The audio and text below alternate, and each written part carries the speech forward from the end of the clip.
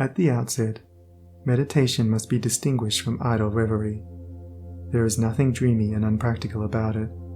It is a process of searching and uncompromising thought which allows nothing to remain but the simple and naked truth. Thus meditating, you will no longer strive to build yourself up in your prejudices, but, forgetting self, you will remember only that you are seeking the truth. And so you will remove, one by one, the errors which you have built around yourself in the past, and will patiently wait for the revelation of truth, which will come to you when your errors have been sufficiently removed.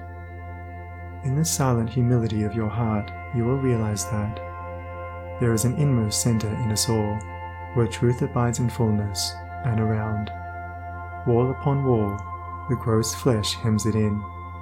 This perfect, clear perception which is truth, a baffling and perverting carnal mesh blinds it, and makes all error, and to know, rather consists in opening out a way whence the imprisoned splendor may escape, than in effecting entry for a light supposed to be without. Select some portion of the day in which to meditate, and keep that period sacred to your purpose. The best time is the very early morning, when the spirit of repose is upon everything. All natural conditions will then be in your favor. The passions, after the long bodily fast of the night, will be subdued. The excitements and worries of the previous day will have died away, and the mind, strong and yet restful, will be receptive to spiritual instruction. Indeed, one of the first efforts you will be called upon to make will be to shake off lethargy and indulgence. And if you refuse, you will be unable to advance, for the demands of the Spirit are imperative. To be spiritually awakened is also to be mentally and physically awakened. The sluggard and the self-indulgent can have no knowledge of truth. He who, possessed of health and strength, wastes the calm, precious hours of the silent morning in drowsy indulgence is totally unfit to climb the heavenly heights. He whose awakening consciousness has become alive to its lofty possibilities, who is beginning to shake off the darkness of ignorance in which the world is enveloped, rises before the stars have ceased their vigil, and, grappling with the darkness within his soul, strives, by holy aspiration, to perceive the light of truth while the unawakened world dreams on. The heights by great men reached and kept, and were not attained by sudden flight, but they, while their companions slept, were toiling upward in the night. No saint, no holy man, no teacher of truth ever lived who did not rise early in the morning. Jesus habitually rose early, and climbed the solitary mountains to engage in Holy Communion. Buddha always rose an hour before sunrise and engaged in meditation, and all of his disciples were enjoined to do the same.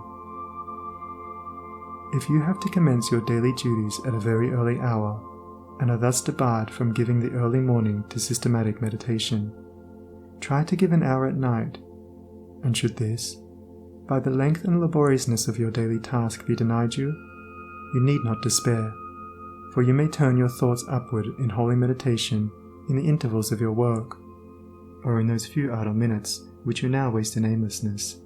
And should your work be of that kind which becomes by practice automatic, you may meditate while engaged upon it. That eminent Christian saint and philosopher, Jacob Boehme, realized his vast knowledge of divine things whilst working long hours as a shoemaker. In every life there is time to think, and the busiest, the most laborious, is not shut out from aspiration and meditation.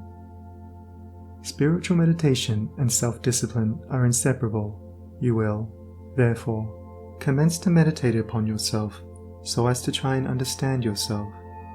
For, remember, the great object you will have in view will be the complete removal of all your errors in order that you may realize truth. You will begin to question your motives, thoughts, and acts, comparing them with your ideal, and endeavoring to look upon them with a calm and impartial eye. In this manner, you will be continually gaining more of that mental and spiritual equilibrium without which men are but helpless straws upon the ocean of life. If you are given to hatred or anger, You will meditate upon gentleness and forgiveness, so as to become acutely alive to a sense of your harsh and foolish conduct. You will then begin to dwell in thoughts of love, of gentleness, of abounding forgiveness, and as you overcome the lower by the higher, there will gradually, silently steal into your heart a knowledge of the divine law of love, with an understanding of its bearing upon all the intricacies of life and conduct.